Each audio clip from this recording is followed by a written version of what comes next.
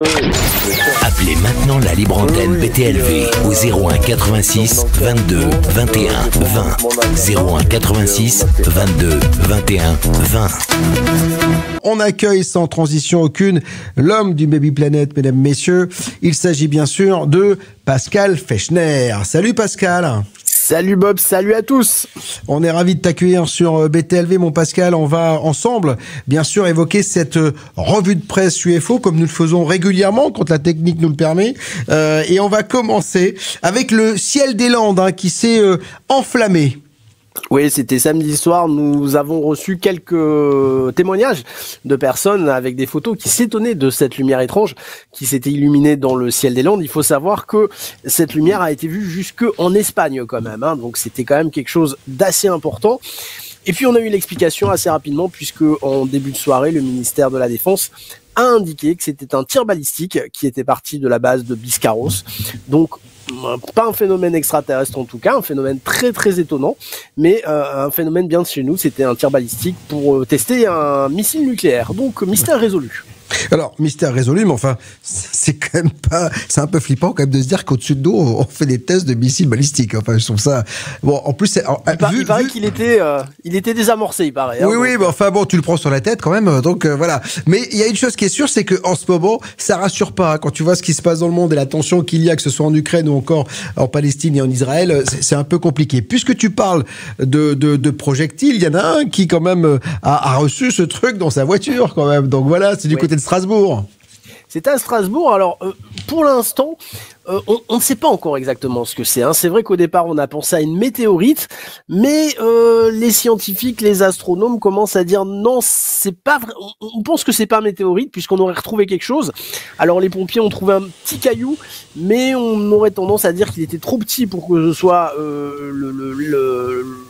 l'objet qui a fait ce trou. On s'oriente peut-être vers de la glace qui se forme sur les ailes des avions et qui serait tombée en plein sur cette voiture, et ça expliquerait qu'on n'ait rien retrouvé dans la voiture puisque la glace aurait tout à fait pu fondre et donc on n'aurait plus que de l'eau et pas du tout de cailloux. Donc pour l'instant on ne sait pas exactement ce que c'est. Alors moi, ce qui me fait flipper quand même, c'est que effectivement, si tu reçois une boule de glace sur ta voiture, quand tu vois le trou que ça a fait dans la carlingue, on imagine que s'il y avait eu quelqu'un à l'intérieur, il aurait été très très mal quand même. Mais c'est vrai qu'il y a beaucoup de choses qui tombent des avions. C'est vrai que le pipi notamment tombe des avions. Mais c'est peut-être du pipi, voilà, donc, du caca, on ne sait pas. Voilà, bon appétit si vous êtes en train de dîner, donc voilà, ou de prendre le petit déj. Ça dépend à quelle heure vous nous regardez. Juste Pascal, on continue avec le MH370 qui fait encore parler, avec notamment une vidéo dont je ne peux pas extraire bien sûr des images parce qu'en fait pour des questions de droit, mais j'ai juste capté un peu un extrait de cette vidéo et ces 3 points qui sont autour d'un avion.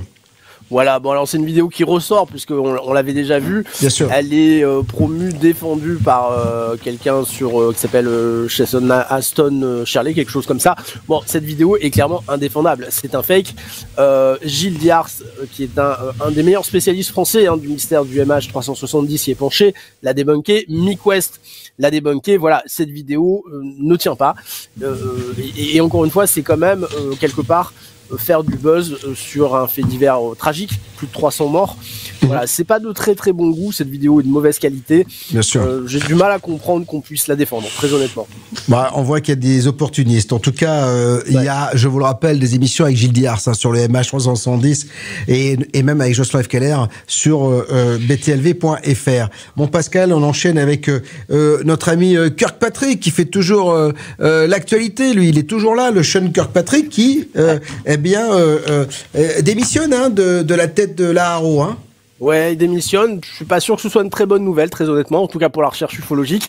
On avait la dernière mission qu'on avait fait, il y avait des rumeurs comme quoi il aurait subi des pressions de la part des ufologues en place et que sa place n'était plus tenable et qu'il devait démissionner.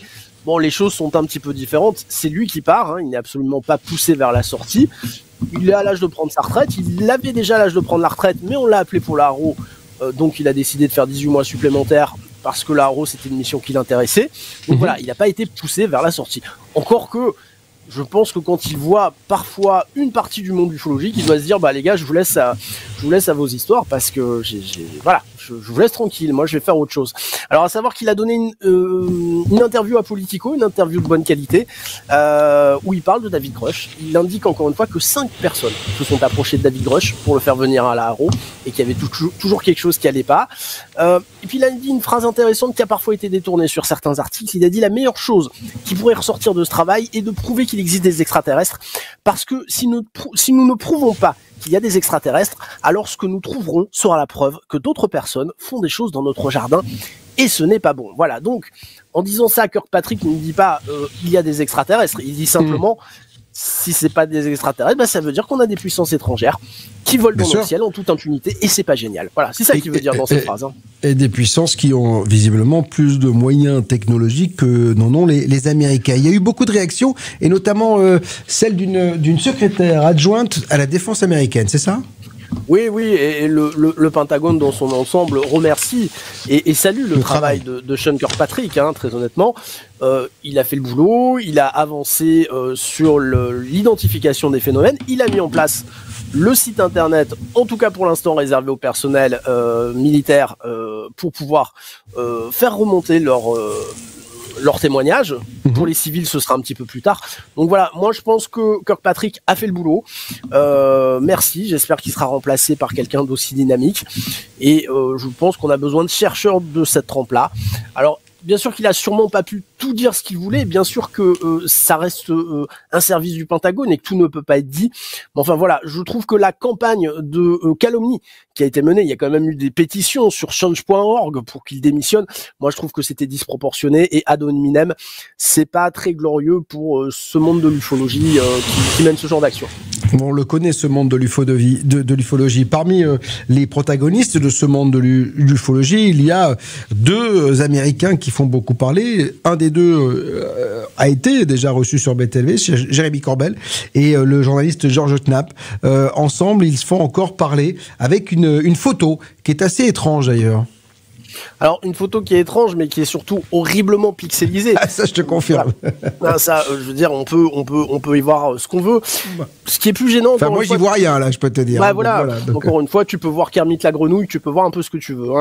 Tu peux voir un nœud papillon. Non, simplement, ce qui se passe avec leur émission Weaponize, eh bien, Corbell et Knapp ressortent un cas. En fait, en décembre 2021, la Royal Air Force descend un drone dans le ciel de Syrie. Il y a un article, il n'y a pas de problème, c'est identifié, c'est contextualisé, il n'y a pas de problème. Simplement, il y a par la suite un rapport au Five Eyes, qui est l'alliance militaire, et dans ce rapport, eh bien, on ne parle plus de drones hostiles, mais on parle d'UAP. Et à partir de là, eh bien, Corbell et Knapp vont monter tout un scénario, eh bien, comme quoi, en fait, on n'a pas dit la vérité, que c'était pas un drone, que c'était un UAP, et qu'encore une fois, on cache la vérité, et que c'était sûrement une soucoupe volante qu'on n'a pas pu récupérer. Bon, chacun y voit ce qu'il veut, mais enfin, UAP dans le langage militaire, c'est souvent, il faut savoir que le drone a été entièrement détruit, donc on n'a rien récupéré. Donc dans ce cadre-là, on parle d'un UAP, c'est-à-dire un objet pas clairement identifié et non pas une soucoupe volante. Tu disais tout à l'heure que David Grusch ne s'était pas rendu à la Haro. En revanche, il a été un invité du symposium de San Marin avec Roberto Pinotti, qu'on a reçu aussi sur BTLV. Ouais, Roberto Pinotti. Alors, c'est ça qui est étonnant dans la communication de David Grusch. Il fait pas des grands médias au final, et je pense que les grands médias lui ouvriraient leurs portes pour qu'il leur parle, mais il fait des interventions quand même un petit peu étonnantes. Là, il a fait une nouvelle intervention hier, je crois, sur Joe Rogan.